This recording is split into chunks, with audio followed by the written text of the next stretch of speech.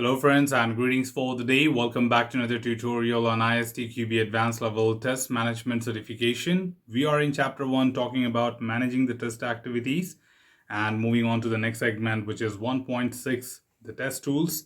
And today we shall be covering the first sub-segment of this, that is 1.6.1, good practices for tool introduction. And as a part of this particular tutorial, we'll be trying to understand what are those good considerations we take into account while selecting a tool, and at the same time, what exactly do we look forward to when it comes to adopting and rolling out the tool to the rest of the organization.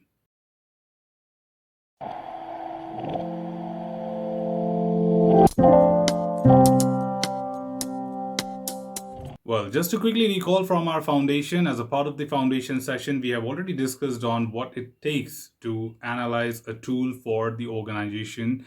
And the test manager is someone who is very much responsible to do this job.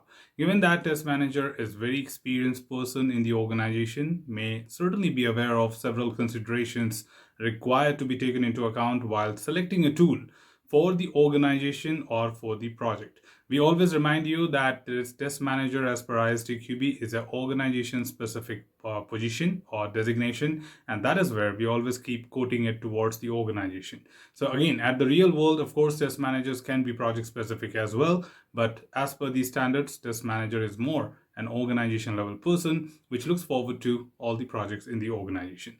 So when the selection of the tool comes, we certainly look forward to help the organization level selection of the tools. But the most important thing is a test manager should be aware of the required considerations to be taken into account so that the selection and the journey of the tool does not become a nightmare for the organization or maybe for a particular project. And when it talks about the tools, we have again also discussed in the foundation that there are a variety of tools for different purposes in the testing. At the same time, we discussed on the benefits and different limitations as well as the risk of using a tool. So today here in this particular video, we'll be talking more about those list of things which we are very much worried about, and a test manager should be aware of that. To start with, of course, we would like to quickly talk about the variety of test tools we have in the market for you. Of course, either the tool can be commercial, can be open source, or can be custom, where commercial is of course the licensed tools, which is like paid and you have to pay licenses cost for it.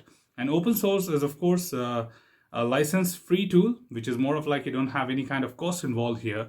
And at the same time, if you talk about the custom-based tools, of course, custom tools are in-house. In-house in the sense, of course, talks about the tools which are created within the organization for the purpose of the organization. It's always said that it is possible your product is so niche and so different that you may not find a particular solution available in the market. And that is where the organizations have to work on creating their own tool. We also know them as in-house tools or custom-built tools. So they're pretty much the same, but of course, every single thing has some kind of cost, time, and effort involved. And that is what we'll be further discussing in other topics. But here, we're just talking about the considerations. Also to talk about, of course, when selecting a business tool, all organization and stakeholder requirements and regulations must be considered. And there also exist technical tools such as test automation tool, test management tools, and many more. So as we understand that the tool's expectations and need within the organization could be different, you need to understand what kind of tool you're looking at and what are the desirable features we want from that tool to be delivered to the organization. So let's get into the deeper dive and look into those considerations, what we are worried about. And to start with, of course, the very first thing we have is, of course, the list of the considerations when evaluating and selecting a test tool. Of course, the list of considerations are different when selecting and when adopting and rolling it out. So first part is when you're trying to evaluate a tool and at the same time selecting a tool for a particular purpose or for an organization. So to start with, of course, the test manager may be involved in the introduction of a tool or may foster or facilitate the introduction process. Test managers are typically responsible for a dedicated test tool or any test tool related to testing, such as requirement management, defect management, or monitoring tool.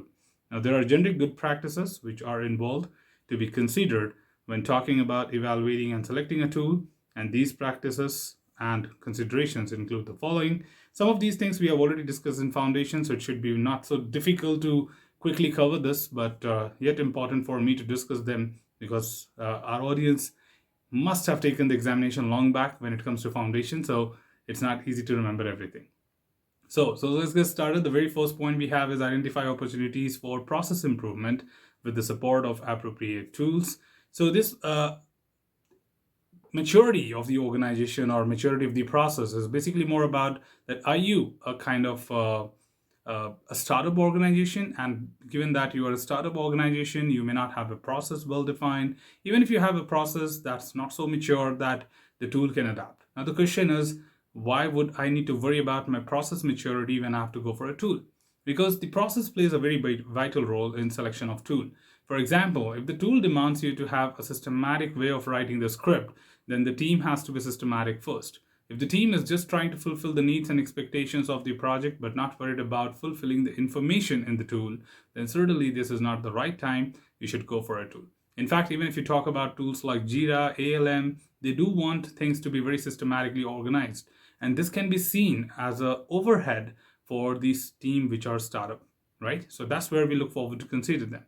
Also to add here, understand the technology used in the organization and select a tool that is compatible with these technologies. You do understand that applications which you're trying to test using these tools may have different technologies like Java, Python, .NET, etc. So it's not that single tool can test any kind of platform. You need to understand that there might be different tools available to perform testing on different types of application, technologies, and different platforms. Thus, we have to consider what kind of technologies we are working on, and is there a tool which can do any kind of job on that. The next point, of course, is understand how the tool is technically and organizationally integrated into the SDLC. So how this tool will fit into that kind of process. For example, you do get tools which are specially designed for agile development model, but may not fit into the sequential development models.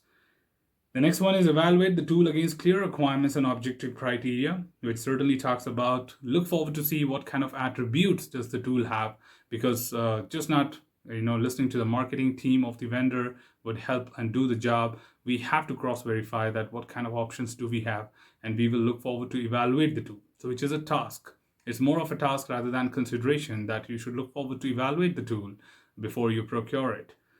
Also to add here, evaluate the vendor, because sometimes the vendors do plays a very tricky role, because they might be over promoting things and they not deliver the things what are interested to be there. So we don't rely on any vendor blindly. We look forward to see what kind of support they have, what kind of existence they have. If they are not strong enough in the market, they can go bankrupt and we'll be stuck with our project. Next one is identify internal requirements for coaching, mentoring, and training. Never over expect that your team knows anything about which you produce to them. It might be possible that they do have automation knowledge, but when you bring a new automation tool, there would be still a little bit of training, coaching, mentoring needs. Or maybe they are very much new to automation, so you will have to consider the cost involved in that. So considering every single factor would make your selection very much smoother and very much well around the plan what you have. And also finally to add, consider pros and cons of the licensing model and perform a proof of concept. So most of the time we misunderstand the licensing cost. For example, some tools may say that we sell it for 1 to 10 and then 11 to 50. Now, what if you have only 25 people? Then you fall into the slot of 11 to 50, and that 11 to 50 will have a fixed cost. So no matter you're using only 25 licenses, you still are paying for up to 50. But there are tools which would say we are paying per seat basis. That means how many number of people you want them to use. We will only issue those licenses. So we may have to consider even these facts and figures.